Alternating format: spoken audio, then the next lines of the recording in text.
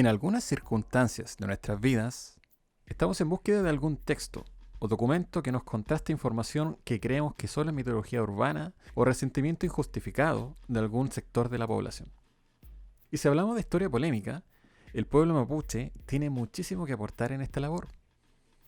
Sin embargo, la búsqueda se puede volver engorrosa si no sabemos qué o cuán profundo queremos indagar. Este texto no es el libro definitivo a la hora de abordar el conflicto mapuche, pero sí nos abre preguntas obligadas que necesitamos realizarnos, sobre todo si queremos tener una postura crítica de un tema que como país estamos en deber de conocer. Es lo suficientemente serio, pero también lo suficientemente ligero como para conocer la luz y la oscuridad en esta tensión constante entre el Estado chileno y argentino y el pueblo mapuche. A modo de reseña, y jamás intentando abarcar la obra en su totalidad, Historia Secreta Mapuche, obra publicada el año 2017 por el periodista chileno Pedro Cayuqueo, nos traslada en una prosa periodística por los rincones menos visitados del siglo XIX en lo que respecta a las nacientes naciones de Chile y Argentina, en su relación con el ancestral territorio mapuche, el Gualmapu. Comenta tanto datos obligados para chilenos y argentinos, como lo son la concepción de la nación mapuche, las evidencias de que sí fue validada y respetada por ambos estados independentistas y que conforme el paso de los años comenzó a cambiar el prisma con el cual se le miraba a este extenso territorio que nacía en el este, en las costas del Atlántico y termina al otro lado de la cordillera, a la salida del Pacífico. Expone los antecedentes de una guerra inminente entre huincas y mapuche, la participación de montoneros, políticos, militares y loncos destacados de la época, que aportaron sazón a una historia muy poco comentada y menos aún retratada oficialmente como debería. Acusa nombres y responsabilidades clave en la toma de decisiones que arrastrarían hasta nuestros días la vida hostil entre ambos estados y los comuneros mapuche, retratando así los gradientes con los que se le denominaban con el paso de los años a los mal llamados araucanos, de padres de la patria a salvajes y luego a raza inferior. Finalmente, invisibilizarlos completamente. Nombres propios son llamados al pizarrón, como Calfucurá, Mañilhueno, Quilapán, Cornelio Saavedra, Julio Argentino Roca, Barros Arana, José Bunster, el, comillas, rey de la Araucanía y tantos otros, así como instituciones que tensaban la cuerda entre los estados nacientes y la Araucanía. La obra no abarca todo el siglo XIX y XX de interacción entre estas naciones, sino que se centra en la época más hostil, la llamada oficialmente pacificación de la Araucanía por parte de Chile o la conquista del desierto por el lado argentino. Si bien no es una obra historiográfica, se robustece de bastante bibliografía para dar sustento a las afirmaciones contenidas en ella, que deja un sabor taciturno tras leerla. El poder de contar un relato a contrapelo de los hechos y la marginación de un pueblo hasta llevarlo a los límites de su existencia es la piedra angular de este texto. A continuación, me permito un par de reflexiones que citan indirectamente pasajes de la lectura del libro que quiero compartir con vosotros. Pensarás que en un estado democrático y civilizado no cabe lugar a montajes, pero ya sabes que estos suceden hoy en día en Chile. Mentiras televisadas, números alterados y promesas sin cumplir son el corolario habitual de la clase política, sumada a la presencia militar, sobre pretexto de salvaguardar la tranquilidad del país de los insurrectos de siempre. Apuntan sus fusiles contra pobladores y manifestantes que están a años luz de perfilarse como terroristas o agentes del caos.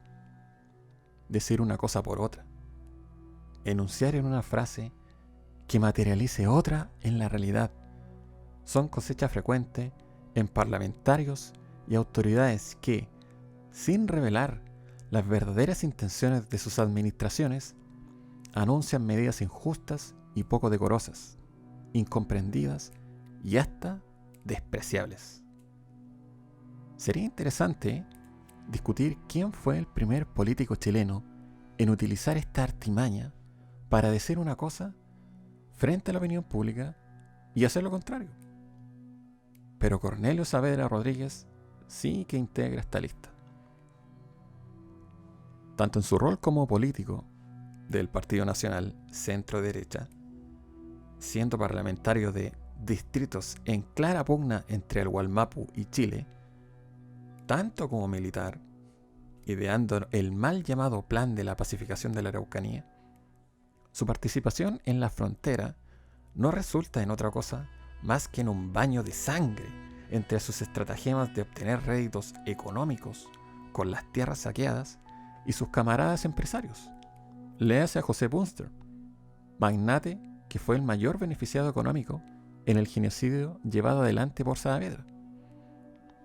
Y su desatado racismo disfrazado de abnegada necesidad de libertar a Chile de la barbarie, siendo él y su campaña de lo más bárbaro que se tenga registro en la historia de este país.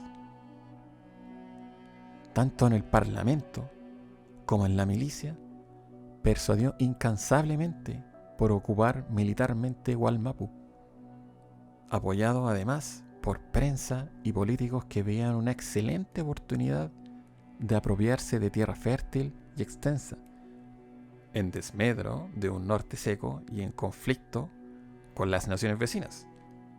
Léase Perú, Bolivia. No se podía invadir un territorio si lo habitan gentes civilizadas, abiertas al diálogo, con una historia ancestral a sus espaldas. Era necesario desprestigiarlos. ¿Qué diría el chileno promedio si abusamos de la hospitalidad y respeto de nuestros vecinos al sur del Biobío? La primera tarea era satanizarlos, naturalmente, criminalizarlos, ponerlos en contra de la opinión pública. Segundo, bombardear noticias de indios siendo violentos, secuestradores, asesinos, incapaces de razonar. No había forma de contrarrestar la veracidad de las publicaciones en ese tiempo. Tercero, quemarles sus tierras y hogares, matar a sus hijos y obligarlos a, entre comillas, parlamentar. Quinto, establecer fuertes militares y, sobre los terrenos usurpados, ordenar poblar con colonos y militares rápidamente. ¿Para qué? Para que no florezca asentamiento indígena alguno. Sexto, celebrar remates de terrenos con mucho que perder y nada que ganar de parte de los mapuches. ¿Se puede realizar semejante campaña del terror a espaldas de la opinión pública y lograr ocultarlo con eufemismos en los textos escolares? Por supuesto que sí. La frase célebre de Cornelio Saavedra así lo confirma, y cito: salvo pequeños tropiezos de poca importancia, la ocupación de Arauco no nos costará sino mucho mosto y mucha música. Cierro comillas. Cualquiera que la lea pensará que la ocupación de la Araucanía fue un verdadero carnaval de alcohol y baile. El indio es borracho. Lo has escuchado más de alguna vez, ¿cierto? El indio es capaz de vender todas sus tierras a cambio de vivir en la vagancia e intemperancia. ¿Lo escuchaste también? ¿Cómo no se dieron cuenta los españoles de esto? ¿Cómo ningún adversario en la historia milenaria de los mapuche se enteró que ellos se entregarían sus tierras a cambio de alcohol y entregando a sus mujeres e hijos al servilismo? ¿Logras darte cuenta ¿de qué tan verosímil puede ser un relato como ese? Pero si no te enteras de lo que sucede en la frontera, límite de Chile con la Araucanía, si la única fuente de información que llega a tus manos son este tipo de enunciados como el de Cornelio Saavedra y la constante criminalización oficial para con los indígenas de parte de prensa, políticos e intelectuales de la época, entonces debe ser cierto. El Estado no le mentiría a su propio pueblo. No creo que sean capaces. Resultado: generaciones venideras ocultando su pasado mapuche por vergüenza, pérdida del idioma, estigmatización de sus rasgos faciales, chilenización forzada de un pueblo forzado a recibir migajas como consecuencia de una estrategia político-militar. Textos escolares que reducen al mapuche a una amalgama de indígenas que, dependiendo del tipo de sistema de supervivencia, o eran chonos, alacalufes, gueguitas, yaganes y poco más. No hay más que contar. La historia lo escriben los vencedores, sí, y también los que tienen el poder para ocultarla. Tuvieron que pasar 160 años para que el busto de Cornelio Saavedra fuese arrancado por manifestantes en Collipulli, porque fíjate que no bastó con tapar esa masacre con eufemismos producidos en las aulas, sino que, casi a tono burlesco, hubo que darle título de patrimonio a calles, monumentos o puertos con el apellido del militar en cuestión. Esa es la fuerza de quien detenta el poder para escribir la historia, el poder de obligarte a respetar y homenajear personajes como Cornelio Saavedra dentro de nuestra historia. Y si no lo haces, te confirmo que tienes todos los antecedentes para ser catalogado de lumpen.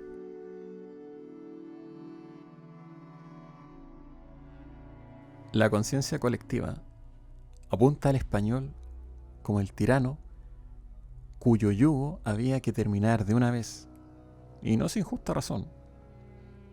La conquista devino en el sometimiento de la población, la colonización y la cristianización de la misma. Cuando los criollos y el resto de la población vieron la oportunidad de desprenderse de la corona española y luego de un intento fallido, la reconquista, lo aprovecharon, obteniendo la independencia política del Imperio Español. Pero el pueblo mapuche se independizó también. Wallmapu fue cercado hasta la cuenca del río Biobío, pero detrás de esa barrera natural y por la bravura de los indígenas, España jamás logró ejercer una conquista sobre ellos. Años de batalla y derramamiento de sangre establecieron los límites entre la corona y la nación mapuche, respetada y sabida en el resto del cono sur de América. Con la independencia de Chile y Argentina de la corona española, poco tiempo de paz fue lo que obtuvieron los mapuche antes de que ambas naciones ejecutaran maniobras hostiles hacia ellos, pues luego de señalarlos como los símbolos de bravura emancipatoria, pasaron a ser bárbaros incivilizados que había que llevar al exterminio, porque el curso de la civilización así lo demandaba. ¿Acaso no aprendieron la lección los criollos de cómo tratar a sus vecinos y cómo respetar los límites que tanto costó establecer?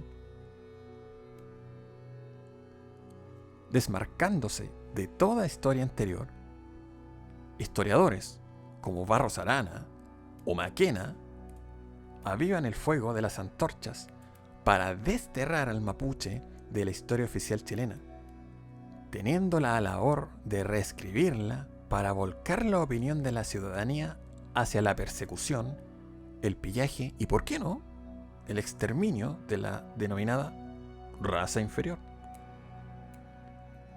Con subterfugios como la presencia del, comillas, rey de la Araucanía y la Patagonia, o la exaltación de crímenes no comprobados avivados por prensa como El Ferrocarril o el diario El Mercurio de Valparaíso, pudieron dar rienda suelta a un verdadero plan genocida que no ha conocido responsables de ninguna índole, invitando a colonos a probar suerte sobre tierras usurpadas a fuego y hambre para, por si no fuese suficiente, negarles toda participación en la construcción de la nación. Hoy en día, el mapuche son dos cosas: o una pieza de museo o terroristas en el sur de Chile. Chile como Estado no aprendió la lección del Imperio Español. No aprendió a respetar a sus propios antepasados y, peor aún, les niegan la historia y la apropiación de sus tierras, reclamadas hasta nuestros días, criminalizando cualquier tentativa de recuperarlas vía acción directa. Bueno, ¿y qué hay del Winca? ¿Del ciudadano a pie? ¿Aprendió algo o fue absorbido por el discurso oficialista? Cala hondo la percepción que desde los tiempos recogidos en el libro de Cayuqueo hasta la actualidad se tiene del mapuche: perezoso, incapaz de trabajar la tierra, borracho, traidor, violento, incapaz de prosperar sin la ayuda del Estado. ¡Del Estado! El mismo que los invitó a desaparecer luego de diezmarlos junto a la campaña denominada Conquista del Desierto por el lado de argentino.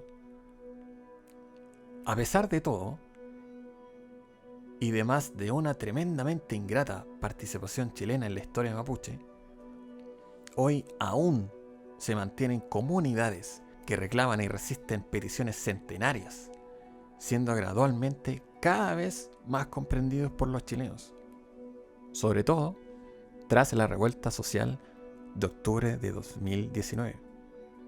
Los vejámenes a la familia de Quilapán se siguen cometiendo a través de personajes como Catrillanca. La lucha de Mañil Bueno y Calfucurá siguen vivos con Alejandro Trauquil, asesinado impunemente hoy en día, no hace 150 años, hoy. Hoy y en el siglo XIX, el abuso y la impunidad siguen siendo una clase de la cual Chile estultamente se niega a aprender, y que en desmedro de eso exalta figuras protagonistas del genocidio como constructores de la nación republicana. Y bueno, hasta aquí con el video. Déjame saber tu opinión en los comentarios. Si te ha gustado el contenido, apóyalo, compártelo por favor. Gracias por tu tiempo. Un saludo.